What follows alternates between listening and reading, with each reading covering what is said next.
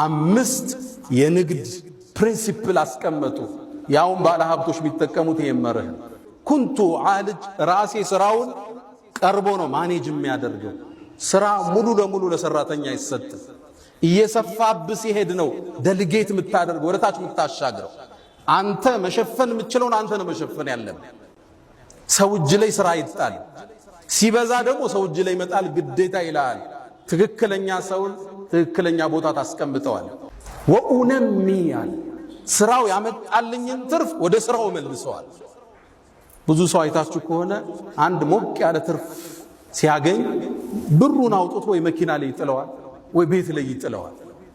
ስራው ገንዘብ ሲራብ ታየዋለህ። ስራው እዛው ላይ ነው መመልሰው። ትንሽ አንስቼ ወኡነሚ አለ ዑስማን ኢብኑ አፋን።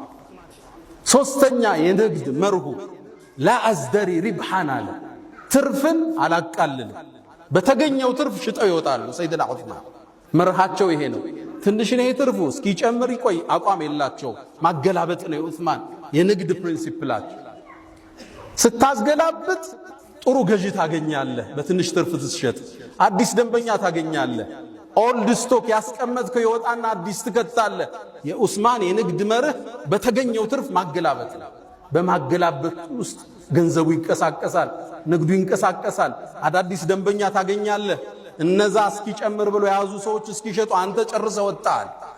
ቃል ለአዝደሪ ሪብሐን ትርፍን አላቃልልም፣ የተገኘው መሸጥ ነው።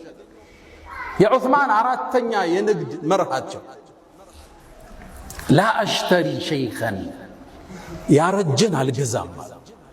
ማርኬቱ ላይ የጠገበ ማርኬት ይኖራል፣ እሱን አልገዛም።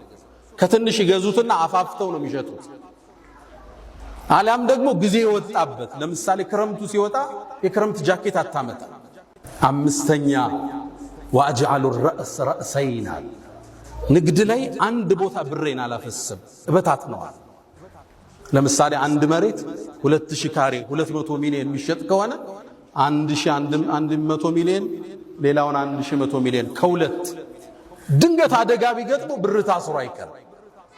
ለምሳሌ ሪል ስቴት ላይ ያሉ ሰዎች መሬት ይገዙና ያ መሬት መገንባት ሲጀምሩ ወይ መንግስት ያቆመዋል፣ የሆነ ጉዳይ ይኖርበታል፣ ወይ ወራሾቹ ይመጡና ያስቆመዋል። ብር ታስሮ ለዓመታት ሊቆም ይችላል። ወጣህ ማለት ነው ከማርኬት። ገንዘቦችን እከፋፍላቸው ነበራለን ንግዱ ላይ። ዘመኑ ኢኮኖሚስት የሚጠቀሙት የዑስማንን ህግ ነው። ዶንት ፑት ኦል ዩር ኤግስ ኢን ዋን ባስኬት፣ ሁሉን እንቁላልህን አንድ ባስኬት ላይ አታርጋሉ። መጡና ምን የተወሰነው ቢሰበር ሌላው እጅ አለ፣ ትንቀሳቀሳለህ፣ ሰርቫይቭ ታረጋለህ። የተበደርከው ብድር ሊኖር ይችላል፣ ከዚህኛው ትከፍላለህ። ስራ አይቋረጥም ማለት ነው። እነዚህ አምስቶች የሰይድና ዑስማን ኢብኑ አፋን የንግድ መርሆች ነበሩ።